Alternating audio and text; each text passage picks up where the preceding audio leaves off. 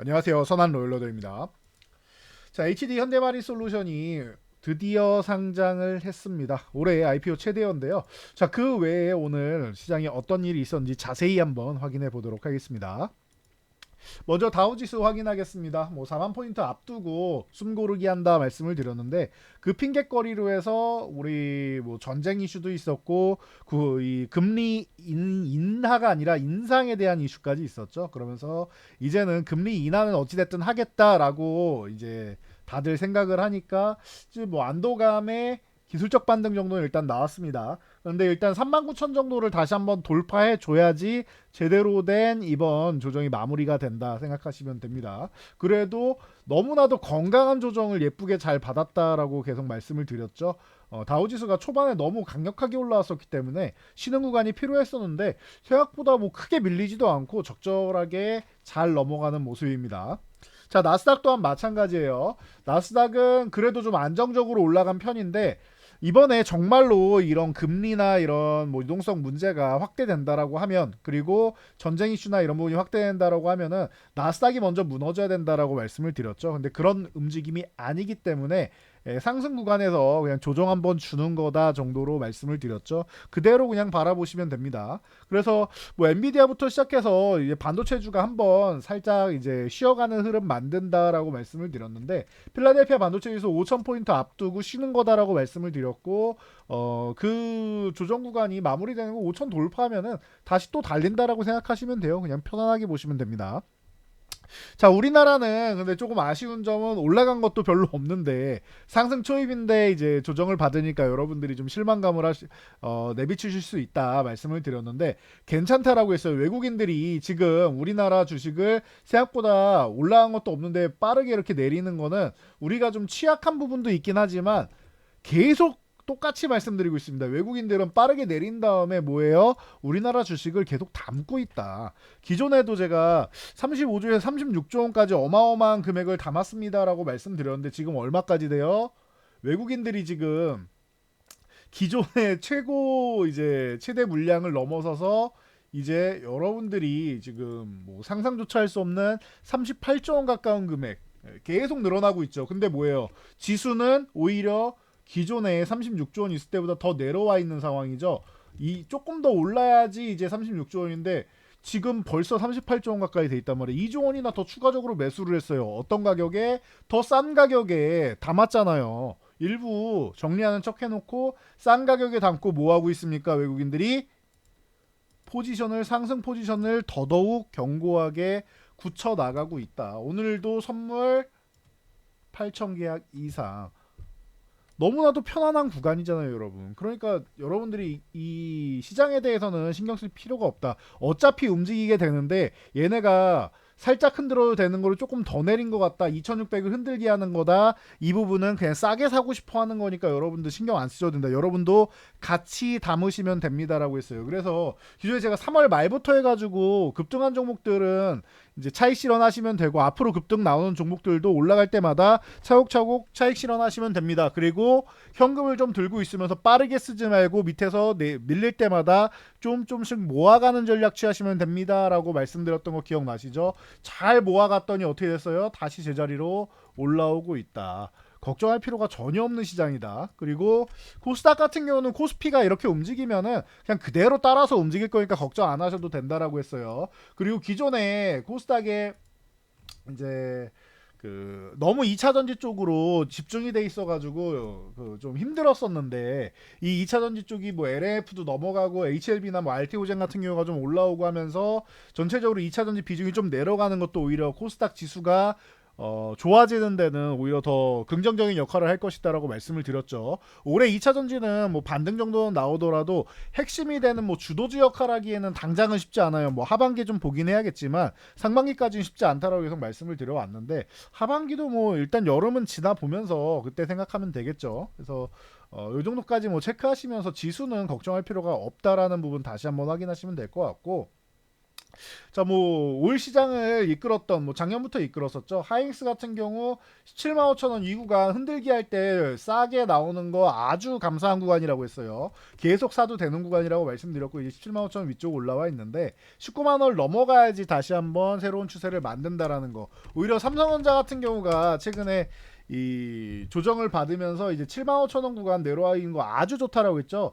이 7만 2,500원까지 내려오면 더 좋았겠지만 기존의 이 양봉을 훼손하는 것보다는 7만 5천 원 구간에서 마무리되고 올라가는 게 가장 뭐 안정적인 흐름이라고 말씀드렸는데 원하는 구간까지 잘 내려와 줬죠. 그리고 나서 다시 8만 원 위쪽으로. 삼성전자 같은 경우는 하이닉스보다 조금 더 먼저 움직여도 괜찮습니다. 그동안 올라온 게 조금 뭐 미약했기 때문에 먼저 움직여도 된다. 물론 하이닉스가 먼저 간다고 해도 실망할 필요 없습니다.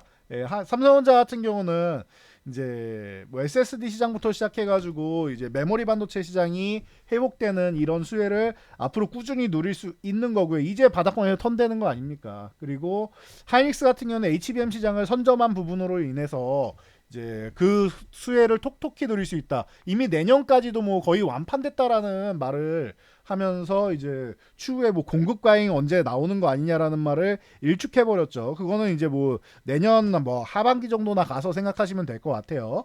그리고 나서 삼성전자 같은 경우는 이제 뭐 CXL부터 시작해서 유리기판이랑 이제 차세대 먹거리 쪽으로 하이닉스처럼 이제 선점하기 위해서 좀 노력하는 모습이 보이죠. 그래서 뭐 CXL이나 이런 쪽으로 좀 뭐 기대감을 좀 갖고 좀 본다라고 하면은 이제 뭐 엑시콘이나 뭐 네오셈 이런 종목들 밀려 있는 구간에서 한번 모아갈 만하다라고 말씀드렸어요. 22,000원 아래부터는 계속 꾸준히 모아갈 만하다. 그리고 한번 돌파 시도 계속 하는 거 보면은 22,000원 회복되면 다시 올라와 있다라는 뜻이니까 지금 싼 구간에서 계속 잘 모아가시면 될 것 같고 네오셈 같은 경우도 마찬가지입니다. 이것도 12,000원 회복되면 다시 한번 움직일 수 있으니까 이 아래 구간에서 잘 모아갈 필요 있다라는 거. 그리고 YC 같은 경우가 이제 사명도 변경하고 먼저 좀 움직였는데 이렇게 움직이는 거 어렵지 않아요. 그리고 YC는 올해 좀 덜 움직였기 때문에 얘가 먼저 좀 올라가 있는 겁니다. 그러니까 YC가 좀 쉬는 구간이 나온다. 얘는 좀 시청도 높고 하다 보니까 이 YC가 쉬는 구간 나오면 또 네오셈, 엑시콘 이런 쪽 움직이고 오킨스 전자 같은 경우는 그렇게 길을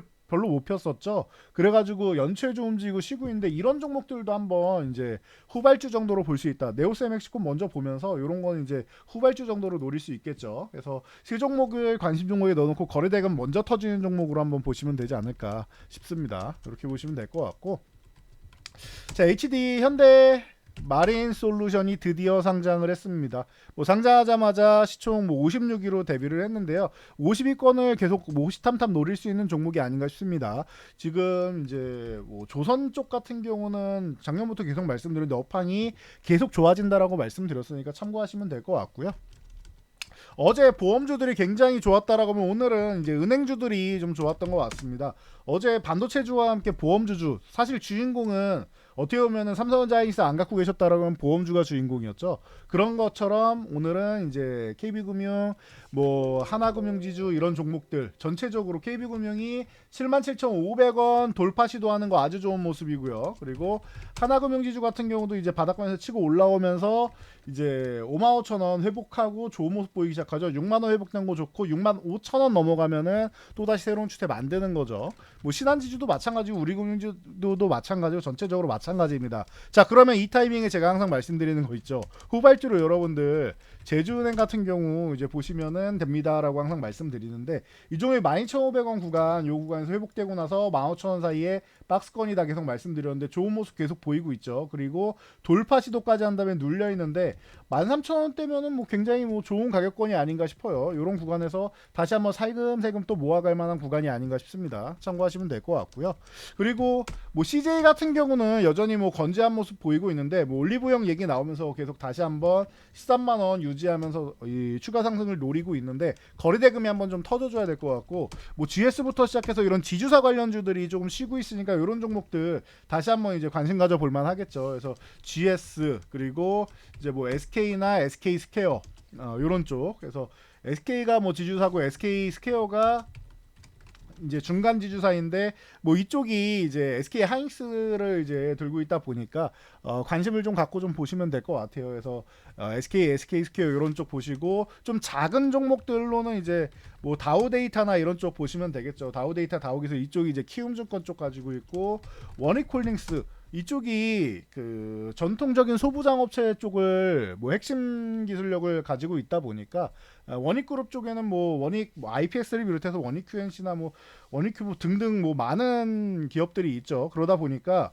중견기업 중에서는 제가 가장 뭐 단단하게 볼 수 있는 기업 중 하나다라고 말씀드렸는데 생각보다 많이 밀려서 이 양봉의 하단 구간까지 내려온 건 좀 과하지 않나 싶습니다. 만약에 이 종목이 3,750원을 회복하기 시작한다라고 여기서부터 다시 한번 치고 갈 수 있으니까 지금부터 그냥 모아가는 것도 방법이 될 것 같아요. 아니면 거래대금 터지면서 3,750원 회복하는 거 보고 가셔도 됩니다. 그래서 이런 종목들 같이 한번 뭐 체크 한번 해보시면 될 것 같고, 자 신세계나 이런 종목들도 지금 1분기 호실적 발표했죠. 현대홈쇼핑도 오늘 좋은 실적 발표했는데 호실적 발표함과 동시에 1,050억 원이나 자사주를 매입한다라고 해요. 그래서 신세계가 오늘 거래대금을 조금 실었는데 더 실어줘야 되는데 대금이 조금 부족하긴 하지만 이렇게 고점을 낮추는 구간은 한번 벗어날 가능성 이제 한번 모아보고 있죠. 자, 그래서 신세계가 이 1,050억 자사주 매입만으로도 이렇게 좋으니까 우리 기아 5천억 자사주 매입한 다음에 2,500억 소가 1분기 실적 잘 나왔죠. 2분기까지만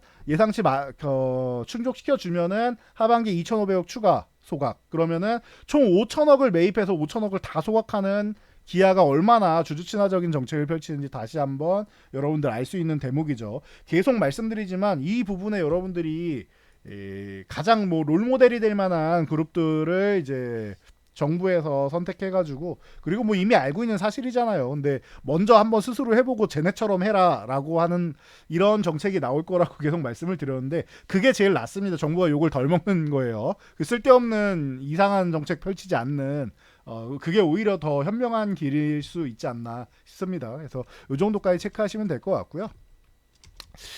자, 지금 뭐 아마존이랑 애플 손잡을까라고 제가 이게 말씀을 드렸는데 이게 정확하게 어떤 거냐면요. 리비안 얘기가 나와서 그렇습니다. 뭐 리비안 하면 뭐 우신 시스템 뭐 대표적으로 작년에 워낙 뭐 좋은 모습을 보였었으니까 이 종목을 이제 들 수밖에 없는데, 자, 리비안이 이제 애플이랑 협력을 통해서 이제 전기차량 자율주행 쪽 이 동맹 기대감을 모으고 있다라는 얘기가 나오고 있죠. 뭐 확정까지는 아닌데 대화를 하고 있다라고 합니다. 근데 아마존이 어디서 나왔느냐? 리비안의 대주주가 아마존입니다. 그렇다라고 하면은 이 전기차를 포기한 애플이 이제 자율주행하고 AI 서비스 쪽으로 해서 아마존하고 리비안하고 같이 이제 협력하는 그림 쪽을 어느 정도 좀 그리고 있는 미국의 이제 현지 시각들이 있으니까 이 부분을 여러분들이 참고하시면 될 것 같아요. 그래서 우신 시스템이 오늘 오랜만에 이제 반등을 좀 노렸는데 거래대금이 좀 부족해요. 그래서 이게 조금 더 지켜보자라는 시각이 좀 더 있는 것 같습니다. 뭐 대원화성 같은 경우도 마찬가지고요. 대표적인 리비안 관련주기도 하죠. 대원화성 뭐 그동안 좀 친환경 시트 쪽으로 해서 뭐 현대차에도 공급하고 다 공급하는데도 불구하고 좀 안 좋은 모습 보였는데 이것도 좀 과하게 밀리지 않았나 싶어요. 이제는 슬금슬금 중간중간에 매집봉 같은 경우 나오고 있으니까 한 번 정도 더 나올 때쯤이면 이제 슬슬 한번 움직일 때가 다가오지 않았나 싶습니다. 그래서 대원화성 같은 경우도 이제 움직일 타임 다 왔다. 그리고 아모그린텍이나 이런 종목들도 마찬가지죠. 요거는 이제 거래대금 터졌으니까 슬슬 여러분들이 좀 먼저 움직일 수 있는 종목이다 보시면 되고, 뭐 우리산업 같은 경우도 마찬가지입니다. 이 종목도 이제 바닥권에 쓱 움직이는데 거래대금이 좀 부족하죠. 기존에 한번 이제 훑어놨으니까 이제 뭐 16,000원에서 17,000원 사이만 넘어간다라고 하면은 다시 한번 좀 움직일 수 있는 모습 나올 것 같습니다. 거래대금 실는 날 보세요. 자, 그리고 애경케미칼이 오늘 좀 좋은 소식이 있었죠. 고성능 하드카본을 개발했다라고 합니다. 이게 어디에 쓰이느냐? 우리가 이제 나트륨이온 배터리 쪽으로 넘어가게 되는데 이 나트륨이온 배터리의 음극재 주요 소재로 사용이 됩니다. 그러다 보니까 애경케미칼 그동안 이제 상용화하기 좀 어렵지 않느냐, 기술력이 좀 빡세다라고 얘기가 나왔었는데 드디어 이제 애경케미칼이 그 어려운 걸 해냈습니다라고 얘기를 하고 있고요. 3기랑 3기 EV 같은 경우도 이제 미국의 조지아 공장, 현대차 조지아 공장에 이제 전기차용 모터하우징 2종을 공급한다라는 얘기가 나오면서 쓱 움직이기 시작합니다. 거래대금이 좀 부족해서 좀 아쉬운데 3기랑 3기 EV 같은 경우도 이제 슬슬 바닥권 탈출할 때는 다가오지 않았나 싶어요. 그래서 좋은 소식이 들려오고 있으니까 최근 부품주들이 조금 좀 어려움을 겪고 있는데 하반기부터 시작해서 이제 조지아 공장 돌아가기 시작한다라고 하면은 추가적인 모멘텀이 나온다 정도 생각하시면 될 것 같아요. 그럼 미리미리 좀 관심 가져보는 것도 방법이 되겠죠. 자, 그리고 뭐 라이콤 같은 경우도 이제 살금살금 요즘 움직이고 있는데, 테슬라에서 라이다 안 쓴다라고 했었는데 로보택시에 라이다 채택 기대감이 계속 나오고 있죠. 그러다 보니까 이제 라이콤 같은 게 뭐 움직임이 나오고 있다 보시면 될 것 같고, 오늘 폴라리스 AI가 이제 뭐 상한가에 진입을 했는데, 정확하게는 이 폴라리스 오피스의 관계사죠. 이제 엔비디아의 립세션 회원사 선정됐다라고 해서 상한가에 들어갔습니다. 그러면은 사실 폴라리스 오피스, 제가 그동안 계속 강조해드렸던 이 종목이 좀 움직이는 게 정상이 아닌가 싶은데, 거래대금은 한번 터졌습니다. 그러면은 유심히 계속 관찰해볼 필요가 있겠죠. 작년에 테슬라에도 이제 AI 솔루션 공급했다라고 말씀드리면서, 이 테슬라에 공급한 이 이력서를 가지고 글로벌 시장에 뛰어든다라고 말씀드렸고, 글로벌 차량 솔루션 시장에 오비고와 함께 진출한다라고 했었죠. 이번에 또 엔비디아에 관련된 좋은 이슈까지 나왔으니까 참고하시면 될 것 같습니다. 그래서 뭐 폴라리스 AI, 폴라리스 AI 파마 뭐 이런 종목들 전체적으로 다 같이 움직였다라고 생각하시면 될 것 같습니다. 거래액은 다 이제 폭발하면서 좋은 모습 보였다 체크하시면 될 것 같고요. 자, 그리고 픽셀 플러스 같은 경우도 온센서 AI 기반 포토닉 칩넷 기술을 개발했다라고 하면서 오늘 상한가에 들어가면서, 최근에 조금 조정이 좀 과하지 않았나, 상승분을 다 내주고 올해 상승했던 거 다시 다 돌려놨었는데 8,000원 구간부터 시작해서 반등이 나오더니 좋은 모습 보이면서 거래대금 터지기 시작했다. 체크하시면 될 것 같습니다. 자, 그리고 PI 첨단 소재가 이제 장기 계약 증가로 2분기부터 실적 회복이 기대된다라고 하는데, PI 첨단 소재 제가 이거 2월 달부터 계속 말씀드리는데 조금 더 올라내리긴 했어요. 이게 정부에서 OLED 업황을 살리겠다라고 하면서 2027년에 뭐 글로벌 1위 탈환하겠다라고 하면서 작년에도 그렇고 이제 올해도 뭐 봉지부터 시작해서 뭐 세제 혜택을 추가적으로 확장하고 있죠. 이 봉지 쪽으로 PI 첨단 소재가 최고입니다라고 제가 설명을 드렸던 기억이 다시 한번 새록새록 나는데요. 이게 정상적인 흐름이라고 말씀드렸어요. 수급이 안 들어와서 그런 거지 진작에 올라갔어야 된다라고 기존에도 말씀을 드렸었죠. 그래서 이제야 뭐 제자리 좀 찾아가는 흐름인 것 같습니다. 그래서 뭐 비슷한 느낌으로는 뭐 캠트로닉스 같은 경우가 있고요. 뭐 최근에 유리기판 쪽으로도 이슈가 됐었는데, 캠트로닉스 같은 경우는 3만 원 요거 넘어가는 거 뭐 자연스러운 흐름이 아닌가 싶고요. 그리고 증착 장비 쪽에서 선익 시스템 최근에 계속 뭐 핫한 이슈가 되고 있고, BOE 쪽 통해서 뭐 애플에 진출하고 LG 디스플레이, 삼성 디스플레이 통해서 이제 아이패드, 아이폰 다 공급하게 되었다. 8세대 증착 장비 쪽으로는 이제 캐논 도키보다는 이제 선익 시스템이 좀 어느 정도 경쟁력을 이제 갖추면서 그동안 계속 밀려왔었는데, 우리나라 기업들도 이제 하나둘 이제 올라서기 시작한다라는 거 확인하셔야겠죠. 증착 장비는 세제 혜택 기존부터 들어가기 시작했으니까 참고하시면 될 것 같고요. 자, 그 이반이 안차렉, 이름도 어렵습니다. 주한 체코대사가 그 한국 최신형 원전 방문을 했다. 한 3일 정도에 방문했다라고 하죠. 그게 이제 뭐 알려지면서 뒤늦게 원전 관련주도 이제 관심을 받고 있는데요. 체코에서 이제 원전 4기를 이제 뭐 입찰하기 위해서 우리가 입찰 제안서를 제출을 했죠. 그래서 한수원이랑 프랑스 전력공사가 2파전입니다. 원래 미국에서도 웨스팅하우스가 들어갔었는데 거긴 탈락을 했고, 이제 이 두 곳만 입찰서를 제출하라고 해서 지금 7월 중순 정도까지는 우선 협상 대상자 선정 계획이라고 하니까 이제 2달 정도 남았죠. 그래서 기대감을 좀 모으기 시작한다 생각하시면 될 것 같아요. 그러면은 두산에너빌리티, 그리고 뭐 원래 한전기술이나 뭐 이런 쪽이 좀 움직여야 되거든요. 한전기술 같은 경우가 이제 설계 기술을 좀 이제 갖고 있기 때문에 한전기술, 이제 한전산업 이런 쪽이 같이 움직여야 되는데, 이런 쪽은 이제 크게 움직이지는 못했고, 한전산업 같은 경우는 그래도 이제 거래대금 한번 싹 붙여놨기 때문에 이제 슬금슬금 이제 고점 돌파 시도하면서 이제 간을 보는 정도는 나오고 있다 보시면 되고, 오늘은 좀 작은 종목들이 좀 움직였어요. G2파워라던가 이런 종목들 있죠. 이런 G2파워 같은 경우가 한번 위아래 꼬리 달면서 이제 만원 돌파 시도하면서 노리고 있다 체크하시면 될 것 같고, BHI 이런 종목들 같은 경우가 이제 쓱 움직이고, 그리고 뭐 오르비텍이나 이게 뭐 전통적인 종목이고, 원전 해체 쪽으로도 이제 우리나라 이제 고리원전부터 시작해서 오래된 원전들은 이제 슥 해체 작업을 한다라고 하죠. 그래서 해체하는 게 나쁘다, 뭐 원전을 설치하는 게 나쁘다, 뭐 이런 거에 대해서 여러분들이 이제 뭐 너무 집중하기보다는 우리나라가 원전을 설치할 수 있는 기술력 가지고 있는데 이 중에서 세계에서 가장 안전한 기술력을 가지고 있다라는 거. 그리고 원전 해체 같은 경우는 아직 조금 부족하긴 해요. 그래서 원전 해체 관련된 기술력까지 확보를 한다라고 하면은 더욱더 경쟁력을 갖출 수 있다라는 거, 여러분들이 이런 부분을 이제 조금 더 관심 있게 보시면 되지 않을까 싶습니다. 그래서 오르비텍 이런 종목들, 그리고 일진 파워나 이런 종목들이 살짝 뭐 움직이기 시작하는데 거래대금이 없다 보니까 요런 이슈가 이제 2달 안에 나오겠구나 정도로 생각하시면 될 것 같아요.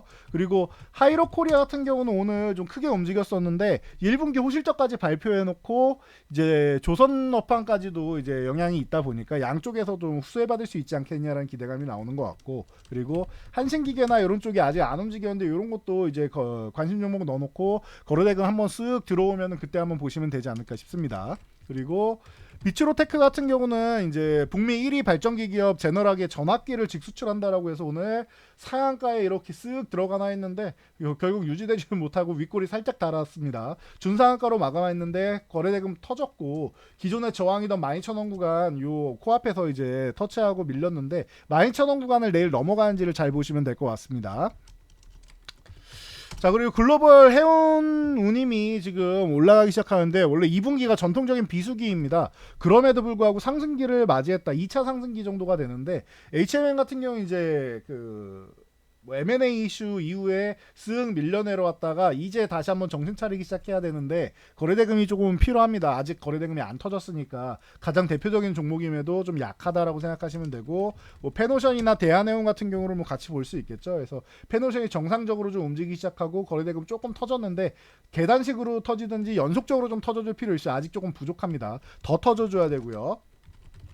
뭐 대한해운도 마찬가지입니다. 대한해운 같은 경우도 쓱 이제 고개는 들었는데 거래대금이 좀 부족해가지고 이런 부분이 좀 연속적으로 좀 들어올 필요가 있다 체크하시면 되고, 뭐 이제 뭐 홍해든 뭐든 이슈가 생기면은 이제 우리가 유가 관련주로 S-오일이나 GS 이런 거 보다가 갑자기 이제 이슈가 터지면 흥구석유나 중앙에너비스 보는 것처럼 흥하해운 같은 경우가 이제 단기 이슈에는 좀 긍정적이다 이렇게 말씀을 드렸죠. 요거는 이제 해운 같은 경우는 업황이 회복되는 거는 흥하해운이 먼저 움직이지는 않는다 이렇게 보시면 돼요. 그래서 어떤 식으로 보느냐를 계속 말씀드릴 때 단기 이슈, 뭐 특정한 이슈가 터졌다라고 하면은 흥하해운 뭐 이런 식으로 보시는 거고, 이렇게 전체적으로 상승기, 뭐 사이클이 좋아진다 이러면은 HMN, 페노션, 대한해운 정상적인 종목을 보는 겁니다. 이렇게 해서 여러분들 구분해서 체크하시면 될 것 같아요.